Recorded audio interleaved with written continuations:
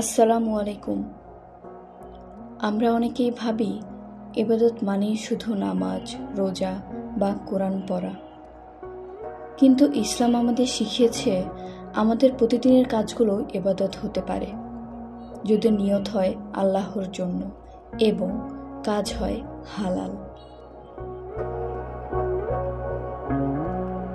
আজ আমি আপনাদের বলবো কিভাবে নিজের দিনের প্রতিটি কাজকে ইবাদতে রূপান্তর করা যায় ইনশাআল্লাহ। রাসূল সাল্লাল্লাহু আলাইহি ওয়াসাল্লাম বলেছেন, কর্মের ফল নিয়তের উপর নির্ভর করে। অর্থাৎ একই কাজ কেউ করলে তা হতে পারে শুধু দুনিয়ার জন্য, আবার কারো জন্য হতে পারে আখিরাতের জন্য। উদাহরণস্বরূপ, আপনি রান্না করছেন, যদি শুধু পেট ভরানোর জন্য রান্না করেন সেটা সাধারণ কাজ, কিন্তু যদি মনে করেন আমি আমার পরিবারের জন্য হালাল খাবারের ব্যবস্থা করছি যাতে তারা সুস্থ থাকে এবং ইবাদত করতে পারে, তাহলেই সেটা ইবাদত হয়ে যাবে। তাই দিনের শুরুতেই নিয়ত ঠিক করে নিন, আজ আমি সব কাজ করব আল্লাহকে খুশি করার জন্য। ফজরের নামাজের পর হাতে একটু সময় নিন, দোয়া করুন, ইয়া আল্লাহ, আজকের দিনকে আমার জন্য বরকতময় করো, আমাকে হালাল কাজে লাগাও এবং হারাম থেকে বাঁচাও।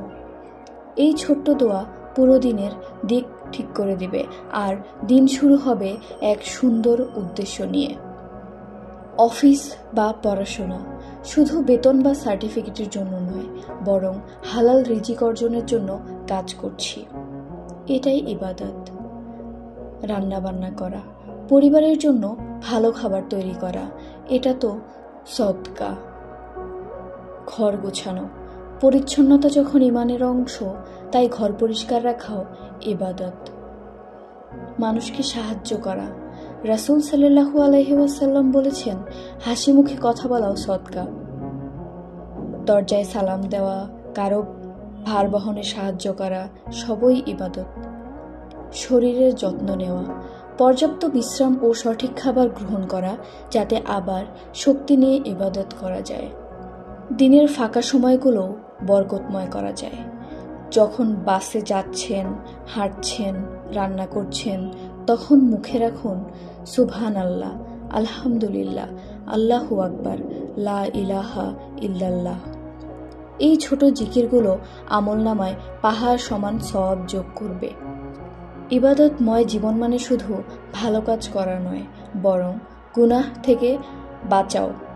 অন্যকে কষ্ট দেওয়া, সময় নষ্ট করা, পরনিন্দা এসব থেকে দূরে থাকা জরুরি, কারণ গুনাহ ইবাদতের আলোকে ম্লান করে দেয়। ঘুমানোর আগে নিজের সাথে একটু হিসাব নিন, আজ কতবার আল্লাহকে মনে রেখেছি, কোথায় ভুল করেছি। তারপর তওবা করুন, ক্ষমা চান এবং সুন্দর নিয়তে ঘুমিয়ে পড়ুন। একইভাবে একদিনের শুরু থেকে শেষ পর্যন্ত প্রতিটি মুহূর্ত ইবাদতে রূপান্তরিত হবে।